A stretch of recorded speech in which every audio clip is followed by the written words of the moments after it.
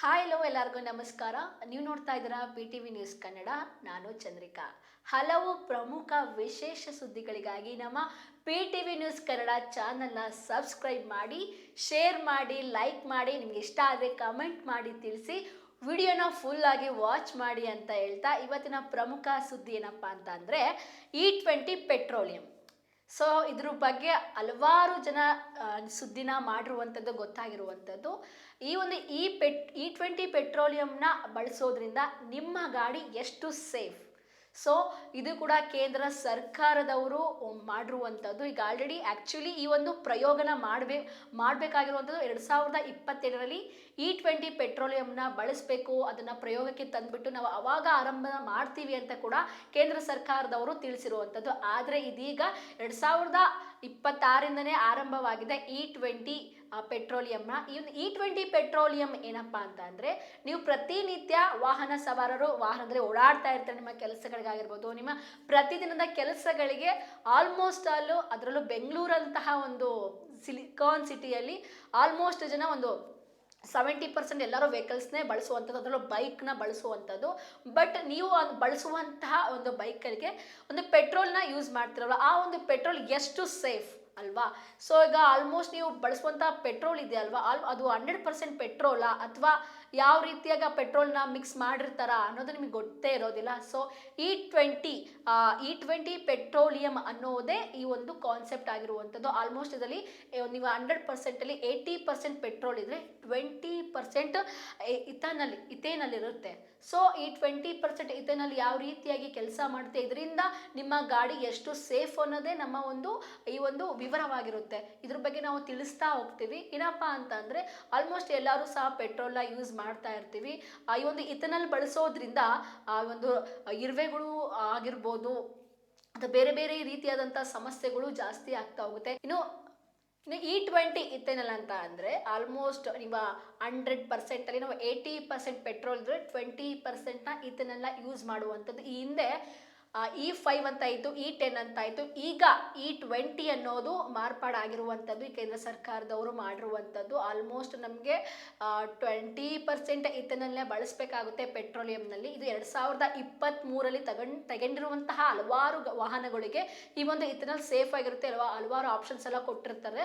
ಬಳಸೋದ್ರಿಂದ ಏನೂ ಪ್ರಾಬ್ಲಮ್ ಆಗೋದಿಲ್ಲ. ಅದೇ 2023ನ ಮೇಲೆ ಅಂದರೆ ಒಳಗಡೆ ತಗೊಂಡಿರುವಂತಹ ವಾಹನಗಳಿಗೆ ಯಾವುದೇ ರೀತಿಯ ಆಪ್ಷನ್ಸ್ ಇರಲ್ಲ. ಈ ಒಂದು ಇಥೆನಾಲ್ ಬಳಸಿರುವಂತಹ ಪೆಟ್ರೋಲ್ನ ಬಳಸೋದ್ರಿಂದ ಹಲವಾರು ರೀತಿಯಾದಂತಹ ಒಂದು ಗಾಡಿಯಲ್ಲಿ ಸಮಸ್ಯೆಗಳು ಉಂಟಾಗುವಂಥದ್ದು. ಈಗ ಮೈಲೇಜ್ ಸಿಗದೆ ಮತ್ತೆ ಒಂದಿಷ್ಟು ಸಮಸ್ಯೆಗಳು ಟೆಕ್ನಿಕಲ್ ಇಶ್ಯೂಸ್ ಆಗಿರ್ಬೋದು, ಹಲವಾರು ರೀತಿಯಾದಂಥ ಒಂದು ವೆಹಿಕಲಲ್ಲಿ ಪ್ರಾಬ್ಲಮ್ಗಳು ಕ್ರಿಯೇಟ್ ಆಗ್ತವೆ ಅಂತ ಕೂಡ ಈಗ ಕೇಳಿ ಬರ್ತಾ ಇದೆ. ಇದ್ರ ಬಗ್ಗೆ ಯಾವುದೇ ರೀತಿಯಾದಂಥ ಮುಂಜಾಗ್ರತಾ ಕ್ರಮನ ತೆಗೆದುಕೊಳ್ಳದೆ ಜನಕ್ಕೂ ಇದ್ರ ಬಗ್ಗೆ ಏನೋ ಅವೇರ್ನೆಸ್ ಮೂಡಿಸ್ತಾ ಏನಾದರೂ ಮಾಡ್ತೀವಿ ಅಂತ ಅಂದರೆ ಒಂದಿಷ್ಟು ಜಾಗೃತಿ ಮೂಡಿಸ್ಬೇಕಾಗುತ್ತೆ.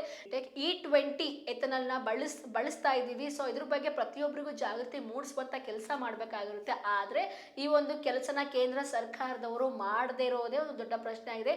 ಇದ್ರ ಬಗ್ಗೆ ಹಲವಾರು ಜನ ಸೋಷಿಯಲ್ ಮೀಡಿಯಾದಲ್ಲಿ ತಮ್ಮ ಧ್ವನಿಯನ್ನ ಎತ್ತಿರುವಂಥದ್ದು, ಈ ರೀತಿಯಾಗಿ ಮಾಡಿರುವಂಥದ್ದು ತಪ್ಪು. ಇದರಿಂದ ನಮ್ಮ 2023ನ ಹಿಂದೆ ತಗೊಂಡಿರುವಂತಹ ಗಾಡಿಗಳಿಗೆ ಹಲವಾರು ರೀತಿಯಾದಂಥ ಸಮಸ್ಯೆಗಳಾಗ್ತವೆ, ಮೈಲೇಜ್ ಸಿಗೋದಿಲ್ಲ ಅಂತ ಕೂಡ ಹೇಳ್ತಾರೆ.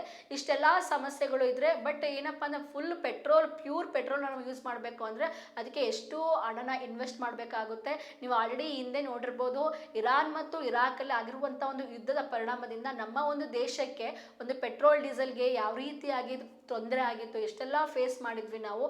ಒಂದಿಷ್ಟು ಜಸ್ಟ್ ಕೇವಲ ಪೆಟ್ರೋಲ್ ಡೀಸೆಲ್ ಮಾತ್ರ ಅಲ್ಲ, ಬಳಕೆಗೆ ಬಳಸುವಂತಹ ಮನೆ ಉಪಯೋಗಕ್ಕೆ ಬಳಸುವಂಥ ಒಂದು ಗ್ಯಾಸ್ ಸಿಲಿಂಡರ್ ಆಗಿರ್ಬೋದು, ಡೊಮೆಸ್ಟಿಕ್ ಆಗಿರ್ಬೋದು, ತುಂಬಾ ಸಮಸ್ಯೆನ ಫೇಸ್ ಮಾಡಿದ್ವಿ. ಹಾಗಾಗಿ ಇದು ಎಥೆನಾಲ್ ಬಳಸೋದ್ರಿಂದ ನಮಗೆ ಯಾವ ರೀತಿಯ ಒಂದು ವಿದೇಶಿ ವಿನಿಮಯದ ಉಳಿತಾಯ ಆಗುವಂತಹ ಕೆಲಸ ಕೂಡ ಆಗುತ್ತೆ. ಅದರಲ್ಲೂ ದೇಶದ ಆರ್ಥಿಕತೆಗೆ ಯಾವುದೇ ರೀತಿಯಾಗಿ ಹೊರೆ ಆಗೋದಿಲ್ಲ. ನಾವು ಬೇರೆ ದೇಶದಿಂದ ಆಮದು ಮಾಡ್ಕೊಳ್ಳೋಂಥ ಅವಶ್ಯಕತೆ ಇಲ್ಲ. ನಮ್ಮ ದೇಶದಲ್ಲೇ ಈ ಒಂದು ಇಥೆನಾಲ್ನ ಮಾಡುವಂಥ ಕಾರ್ಯ ಮುಂದಾಗಿರುವಂಥದ್ದು. ಹಾಗಾಗಿ ಇಥೆನಾಲ್ ಬಳಸೋದ್ರಿಂದ ಪೆಟ್ರೋಲ್ಗೆ ಸ್ವಲ್ಪ ನಾವು ಬೇರೆ ದೇಶದ ಮೇಲೆ ಹೆಚ್ಚು ಅವಲಂಬಿತವಾಗಿರುವಂಥ ಅವಶ್ಯಕತೆ ಇರೋದಿಲ್ಲ. ನಮ್ಮ ದೇಶದಲ್ಲಿ ನಾವು ಇಥೆನಾಲ್ನ ಮಾಡ್ಬೋದು ಅಂತ ಕೂಡ ಹೇಳಿರುವಂಥದ್ದು.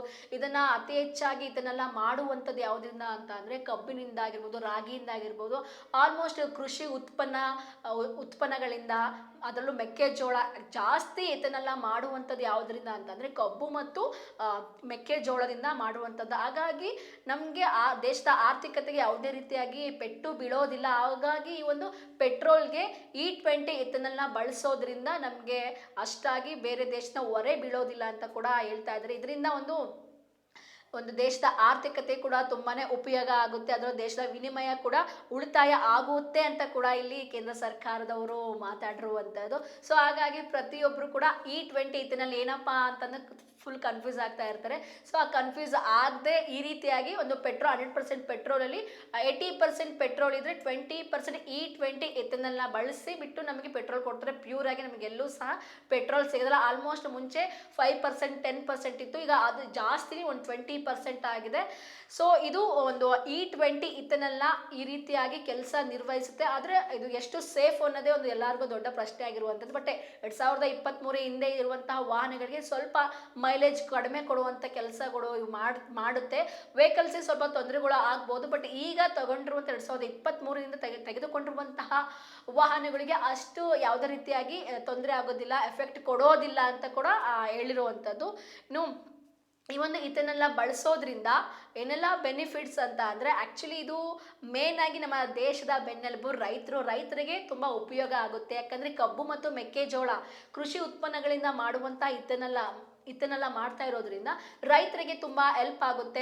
ರೈತರು ಸಹ ಕೊಬ್ಬನ್ನು ಬೆಳೆಯುವಂಥ ಕೆಲಸನ ಹೆಚ್ಚಾಗಿ ಮಾಡ್ತಾರೆ. ಇನ್ನು ಕಬ್ಬನ್ನ ಬೆಳಿಬೇಕು ಅಂತಂದರೆ ಅತಿ ಹೆಚ್ಚು ನೀರು ಬೇಕು. ನೀರಿನ ಸಮಸ್ಯೆ ಮುಂದೆ ಕಬ್ಬನ್ನ ಬೆಳೀತಾ ಇರೋರಿಗೆ ನೀರಿನ ಸಮಸ್ಯೆ ಕೂಡ ಎದುರಾಗುವಂಥ ಚಾನ್ಸಸ್ ಇರುತ್ತೆ. ಬಟ್ ರೈತರಿಗೆ ಉಪಯೋಗ ಆಗುತ್ತೆ ಅಂತ ಕೇಳ್ತಾರೆ. ಯಾಕಪ್ಪ ಅಂತ ಅಂದರೆ ರೈತರು ಹೆಚ್ಚು ಕಬ್ಬು ಬೆಳೀತಾರೆ. ಬಟ್ ನಾವು ನೋಡ್ತಾ ಹೋದರೆ ರೈತರಿಗಿಂತ ಅಲ್ಲಿ ಈಗ ಶುಗರ್ ಫ್ಯಾಕ್ಟ್ರಿಗಳಿಗೆ ರೈತರು ಡೈರೆಕ್ಟಾಗಿ ಬಂದು ನಮ್ಮ ಇದನ್ನಿಗೆ ಹೋಗಿ ಒಂದು ಕಂಪ್ನಿಯವ್ರಿಗೆ ಏನೂ ಕೊಡೋದಿಲ್ಲ. ಸೊ ಅವರು ಕೂಡ ಕಂಪ್ನಿ ಯಾರಿಗೆ ಕೊಡ್ತಾರೆ ಅಂತ ಅಂದರೆ E20 ಇದನ್ನೆಲ್ಲ ಮಾಡೋದ್ರಿಂದ ನಮ್ಮ ದೇಶದ ಆರ್ಥಿಕತೆ ಹೆಚ್ಚಾಗುತ್ತೆ. ಅದರಲ್ಲೂ ನಾವು ದೇಶದ ಆರ್ಥಿಕತೆಯ ಜೊತೆಗೆ ರೈತರಿಗೂ ಸಹ ತುಂಬಾ ಉಪಯೋಗ ಆಗುತ್ತೆ ಅಂತ ಕೂಡ ಹೇಳ್ಬೋದು. ಯಾಕಪ್ಪ ಅಂತ ಅಂದರೆ ನಮ್ಮ ದೇಶದ ರೈತರು ಸೊ ಅವರು ಅತಿ ಹೆಚ್ಚಾಗಿ ನಮ್ಮ ಬೆಳೆನ ಬೆಳೀತಾ ಇರೋದ್ರಿಂದ ಕಬ್ಬಿಗೆ ಹೆಚ್ಚು ಒತ್ತು ಕೊಡ್ತಾರೆ. ಅವರು ಸಹ ಅವ್ರಿಗೆ ಹೆಚ್ಚು ಲಾಭದಾಯಕವಾಗಿ ಕೆಲಸ ಕೂಡ ಆಗುತ್ತೆ. ಹೆಚ್ಚು ಬೆಳೆ ಬೆಳೆಯೋದ್ರಿಂದ, ಅದರಲ್ಲೂ ಕಬ್ಬು ಬೆಳೆಯೋದ್ರಿಂದ ಅದು ಡೈರೆಕ್ಟಾಗಿ ಅವ್ರಿಗೆ ತುಂಬಾ ಒಂದು ಉಪಯೋಗ ಆಗುತ್ತೆ ಅಂತ ಕೂಡ ಹೇಳ್ತಾರೆ. ಆದರೆ ಇಲ್ಲಿ ಸಕ್ಕರೆ ಕಾರ್ಖಾನೆಗಳು ಕೂಡ ಇರೋದ್ರಿಂದ ಮಧ್ಯವರ್ತಿಗಳಿಗೆ ಇದು ಹೆಚ್ಚು ಉಪಯೋಗ ಆಗುತ್ತೆ. ಬಟ್ ಡೈರೆಕ್ಟಾಗಿ ರೈತರಿಗೆ ಯಾವುದೇ ರೀತಿಯಾದಂಥ ಉಪಯೋಗ ಆಗೋದಿಲ್ಲ ಅಂತ ಕೂಡ ಕೇಳ್ಪಟ್ಟಿರುವಂಥದ್ದು. ಇದರಿಂದ ಎಥೆನಾಲ್ ಬಳಸೋದ್ರಿಂದ ಪರಿಸರ ರಕ್ಷಣೆ ಮಾಡುವಂತಹ ಕೆಲಸಗಳು ಆಗಿರುವಂಥದ್ದು. ಏನಪ್ಪ ಅಂದ್ರೆ ಹಲವಾರು ಸಮಸ್ಯೆಗಳು ಫೈನಲ್ ಆಗಿ ಏನಪ್ಪಾ ಅಂತಂದ್ರೆ E20 ಇಥೆನಾಲ್ ಇದು ಇದರಿಂದ ಹಲವಾರು ವಾಹನಗಳಿಗೆ ಎಷ್ಟೇ 2023 ತಗೊಂಡ ವಾಹನಗಳಿಗೆ ಉಪಯೋಗ ಆಗುತ್ತೆ. ಅದರಿಂದ ಆಚೆಗೆ ಹಲವಾರು ಸಮಸ್ಯೆಗಳನ್ನ ಫೇಸ್ ಮಾಡಬೇಕಾಗುವಂಥ ಪರಿಸ್ಥಿತಿ ಈಗ ಎದುರಾಗಿರುವಂಥದ್ದು. ಇನ್ನು ಪೆಟ್ರೋಲಿಯಂ ಸಚಿವರಾದಂಥ ಹರ್ದೀಪ್ ಸಿಂಗ್ ಪುರಿ ಅವರು ಈ ಒಂದು ನಿರ್ಧಾರನ ತೆಗೆದುಕೊಂಡಿದ್ದಾರೆ. ಈ ರೀತಿಯಾದ ಇದು ಆ್ಯಕ್ಚುಲಿ 2030ರಲ್ಲಿ ಮಾಡಬೇಕು, ಇದನ್ನು ಪ್ರಾಯೋಗಿಕವಾಗಿ ಮಾಡಬೇಕು ಅಂತ ಹೇಳಿರುವಂಥದ್ದು. ಆದರೆ ಈಗ 2026ರಲ್ಲಿ ಇದನ್ನು ಮಾಡ್ತಾ ಇರುವಂಥದ್ದು. ಇದನ್ನು ಪೆಟ್ರೋಲಿಯಮಲ್ಲಿ E20 ಇದನ್ನೆಲ್ಲ ಬಳಸಿಬಿಟ್ಟು ವಾಹನಗಳಿಗೆ ಪೆಟ್ರೋಲ್ ಆಗಿ ಬಳಸ್ತಾ ಇರುವಂಥದ್ದು. ಸೊ ಇನ್ನು ಮುಂದಿನ ದಿನಗಳಲ್ಲಿ ಈ ಒಂದು ಕೆಲಸ ಯಾವ ರೀತಿಯಾಗಿ ಮುಂದುವರಿಯುತ್ತೆ, ಇದನ್ನು ಇನ್ನು 20% ಇರೋದು 30% ಆಗುತ್ತಾ 40% ಆಗುತ್ತೋ ಗೊತ್ತಿಲ್ಲ. ಬಟ್ ಮುಂದಿನ ದಿನಗಳಲ್ಲಿ ಏನೇ ಒಂದು ಯೋಜನೆಗಳು ಕಾರ್ಯರೂಪಕ್ಕೆ ತರಬೇಕು ಅಂತ ಅಂದರೆ ಹಲವಾರು ರೀತಿಯ ಕ್ರಮಗಳನ್ನ ತೆಗೆದುಕೊಂಡು, ಅದರಲ್ಲೂ ಹೆಚ್ಚಾಗಿ ಪ್ರತಿಯೊಬ್ಬರು ಜನರೇ ಈ ಒಂದು ಕೆಲಸ ಬಳಸುವಂಥದ್ದು. ಏನೇ ಮಾಡಿದ್ರು, ಯಾವುದೇ ಒಂದು ಸರ್ಕಾರ ಆಗಿರ್ಬೋದು, ಯಾರೇ ಒಬ್ಬ ಮಧ್ಯವರ್ತಿಗಳು ಏನೇ ಒಂದು ಮಾಡಿದರೂ ಸಹ ಅದನ್ನು ಬಳಸುವಂಥದ್ದು, ಉಪಯೋಗ ಮಾಡುವಂಥದ್ದು ಜನರೇ ಆಗಿರ್ತಾರೆ. ಪ್ರತಿಯೊಂದು ಇಂತಹ ವಿಚಾರಗಳನ್ನು ಜನರ ಮುಂದೆ ಮಾತಾಡಿ ಜನರ ಒಂದು ಅಭಿಪ್ರಾಯಗಳನ್ನು ತಿಳಿದುಕೊಂಡು ಅದಾದ ನಂತರ ಈ ರೀತಿಯಂಥ ಕೆಲಸಗಳಿಗೆ ಮುಂದೆ ತರಲಿಕ್ಕೆ ಮುಂದಾಗಬೇಕಾಗುತ್ತೆ. ಸಡನ್ ಆಗಿ ಅವರು ತೆಗೆದುಕೊಳ್ಳುವಂತಹ ಡಿಸಿಷನ್ಗಳಿಗೆ ಎಷ್ಟೋ ವಾಹನ ಸವಾರರ ಜೇಬಿಗೆ ಕತ್ತರಿ ಬೀಳುವಂತಹ ಕೆಲಸಗಳು ಆಗ್ತವೆ. ಸೊ ಇನ್ನು ಮುಂದಿನ ದಿನಗಳಲ್ಲಿ ಈ ಒಂದು E20 ಇಥೆನಾಲ್ ಮುಂದುವರಿಯುತ್ತಾ ಅಥವಾ ಅಲ್ಲಿಗೆ ಸ್ಟಾಪ್ ಆಗುತ್ತಾ ಅನ್ನೋದನ್ನ ಕಾದು ನೋಡಬೇಕಾಗಿದೆ.